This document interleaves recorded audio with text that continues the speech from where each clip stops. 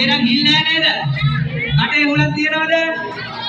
හරි එහෙනම් දැන් අපි කොන්දේසිකව මේ දෙපැත්තෙන් ෆෝන් එකෙන් කැමරාව වදිනවා. ඒ නිසා පිපිරිච්ච ගමම ඉස්සරහට දුවගෙන තියෙන්නේ. මේ ගුරුවරු ළඟට දුවගෙන එන්න. මේ ගුරුවරු ළඟට තමන්ගේ කෙලින්න එන්න. මේ හරියට මෙහෙට දුවන්න එපා. පැහැදිලිද? එහෙනම් මම හරියට යනවා. ඔක්කොම ආගෙන ඉන්නේ. අලාගෙන ඉන්න. එකපාරයි ඉසිලේ ගන්න. එක දෙක තුන කියන්නේ නැහැ. ඒ කටේ තියාගන්න නෙවෙයි උඩ තියාගන්න. උස්ස ගන්න. එකකට කටේ තියන්නේ.